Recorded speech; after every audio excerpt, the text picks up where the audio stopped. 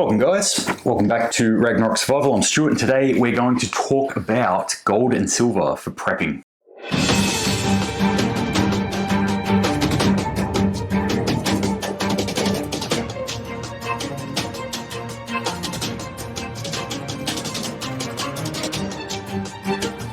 So gold and silver for prepping, it's quite a controversial subject a lot of the times. If you trawl through the interwebs on prepper forums, you'll quite often see a lot of people saying things like gold and silver is useless, you can't eat gold or shoot gold, so don't bother with it. And to be fair, I used to be one of those people. But today what I'm going to do is tell you why I now buy gold and silver and how you can do it as well. Before we kick on today though, feel free to hit that like button if you like the content that I'm putting out there. Subscribe to the channel if you haven't already, and please feel free to share this information so that we can spread the word about prepping and keep more people safe. Okay, so why do I like gold and silver now? Well, it really comes down to what I was prepping for versus what I am prepping for now. So I changed my mindset on what prepping actually was to include a lot more of life's little trip-ups. So prepping shouldn't just be about the big bang, that SHTF situation, the total collapse of civilization, the zombie apocalypse. It should also be about getting prepared for the things that are going to happen in your life. So most likely you are going to have some sort of motor vehicle accident, or your car will break down horrifically or even die on you, or you're going to lose a job, you're going to get some sort of illness. These sorts of things can happen and do happen to most people. So preparing or prepping for this eventuality is a pretty wise thing in my mind. So part of that preparation is financial preparation. Now, I'm not a financial advisor, so you should not take any of my advice that I'm saying as gospel. I'm just going to tell you what I think and what I do and how I do it. From there, you can make up your own decisions, and I advise you to actually go out and seek professional opinions on this if you are confused about it at all. So first off, why gold and silver? Well, gold and silver historically have always had value. In of themselves, they are a valuable metal and sought after by many people. You could take a piece of gold almost anywhere on earth and somebody will recognize it as gold and as valuable. You couldn't do the same for an Australian dollar. In fact, you couldn't do the same for almost any other object on earth. And if we look at it over a long enough time period, it has always increased in value.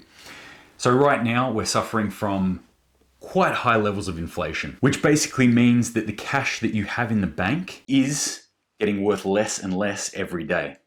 Now, the opposite can be said of gold and silver. So as a hedge against inflation, gold and silver is a good idea. So one thing I want to just touch on is that I don't think of gold and silver as an investment. I think of it as a long-term savings plan. So this is not a get-rich-quick scheme. You're not going to make billions of dollars out of gold and silver and see it go through the roof tomorrow. If you want to do that, then you're probably going to have to play that big gambling casino that we call the stock market and or cryptocurrency. But for securing your financial future, 10, 20, 50 years into the future, gold and silver is a pretty good, although some say boring, bet. Now, when it comes to a SHTF scenario or an economic collapse, will this have any value? Well, potentially yes. We could still use these things as barter for goods that we need. In that gold and silver, as I said, has always held value. So how do we get into gold and silver? So there are many different ways that we can actually purchase gold and silver. We can look at stocks and futures. We can invest in mines and things like that. We can buy unallocated or pool gold and silver, which just means that it is stored and held by the mint or by the vault that owns it, the bullion dealer that owns it, and we never really see it. We own it in theory. And we can also obviously have physical gold and silver. So today what I'm talking about is actually how to get physical gold and silver. So the two main ways that you can buy physical gold and silver are either online or in a store. Now, if you live in and around a major city, then you're probably in luck in that there'll be a number of bullion dealers or even maybe a mint that you can walk into and purchase precious metals. However, you can still buy things online if you don't live in and around these areas. So most of these bullion dealers will have an online version that you can buy off, and they will send out these precious metals to your home. All right, so there are a number of things we need to consider before we actually go and buy physical gold and silver. First off, what can we afford? Now, gold is a lot more expensive than silver, which means we're going to be able to hold a lot of wealth in a very small amount of space, which may or may not be advantageous for you. So just as an example, 1 ounce of gold is currently sitting at about $2,600 Australian, whereas 1 ounce of silver is currently sitting at about $33 to $34 an ounce Australian. So you can see there's quite a big difference in the price there. So it depends on how much you have to actually spend and how much you're willing to put into this as to what you should probably be aiming for at the start. Having said that, there are cheaper ways to get gold. So we don't just have to buy an ounce. We can also get things like half ounces, quarter ounces, or even 1/10 of an ounce, like this tiny little coin here, which will be obviously a lot cheaper. We do need to consider though, as we get further down in those fractions, there is a higher premium on the cost of these coins. So when we're up near an ounce or even over an ounce when we're looking at bars, the difference between the spot price and what we're actually paying for that is less. So 1 ounce might cost $2,600, whereas 1/10 of an ounce might cost us $330. So you can see that there's a lot more premium on those smaller fractions. So before I actually purchase any of these things, I'm looking at the spot price, and most days I'm looking at what the spot price of silver and gold is doing. Now, over a long enough time period, it shouldn't really matter what the spot price is or what you're buying the coins at, because when you calculate it over, say, 5 to 10 years, it's not really going to matter. The coins are going to go up in value. However, I like to shop around and I like a good bargain when I see it. So whenever the price drops of gold and silver, that's when I start thinking like, maybe I'll buy some more right now. But spot price in of itself isn't the be all and end all. Importantly, in Australia, I'm buying these coins in Australian dollars. However, spot price is against US dollars.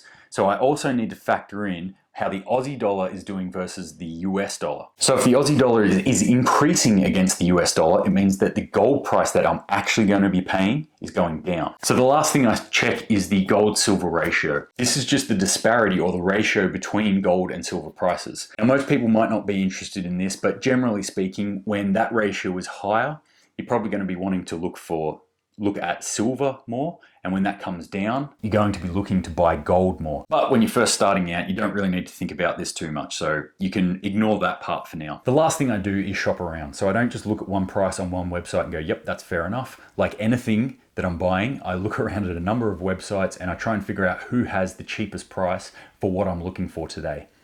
So there are a number of different types of coins that we can get. There are coins from Australia, there are coins from the UK, from South Africa, from Canada, from the US, coins from all around the world. And depending on what coin you want and where you're going to buy it from is going to dictate the price of that coin. The other thing we can think about too, especially with silver, is what we call stacking silver. So instead of buying just one coin, you can buy 20 or 25 and you might incur a nice little discount for doing that. And as I said before, you can also consider buying bars or larger amounts of precious metals, and that's going to incur more of a discount as you go up in weight. The last thing I'll just talk about is junk silver, or what's commonly called junk silver, or coins that were used as actual currency in a country. So what I'm holding here, or what you can see here, is a 1966 round 50-cent coin from Australia. When they minted these, they were actually made from 80% silver, which means that they've got about 1/3 of an ounce per coin. So these are still out there and around. You can get them at a lot of collectors or off sites like eBay quite easily. Each coin at the moment is probably about $12 worth of silver in it, and you would pick them up from anywhere from $16 to $20. So that's probably the cheapest way that you can get into the silver game. So you need to consider what you can actually afford and what you actually want to have. Last thing you need to think about is storage. So it's all good and great that you're going to get these coins, but you shouldn't probably leave them lying around your house or have them in your pocket on you all the time. So you either want to get a good storage facility at your house, i.e. a safe that can be locked and can't be taken, or you want to invest in a safe storage facility. So looking into safe storage facilities in your area, somewhere that you can get to without too much fuss, and store that gold and silver outside of your home. So that's the down and dirty, quick beginner's guide to buying gold and silver. And these are all just lessons that I learned from doing it myself. It was quite daunting for me at first. In fact, I went a long time without purchasing any gold and silver because I thought it was too hard, until I actually did it and I figured out that it is actually doable and it is quite easy. The last thing I'm just going to say is don't try and buy everything all at once. The things that I've been showing you I've built up over a long period of time. So I save up for this sort of stuff and I allocate X amount of my income to buying these sorts of things. This isn't my only source of savings. There are other ways that I save. There are other things that I invest in as well. This is just one of the things that I use towards my financial security. So as always, if you've got any questions or comments, feel free to chuck them in down below. But that's all I've got for you for today. So until next time, stay safe, Semper Paratus.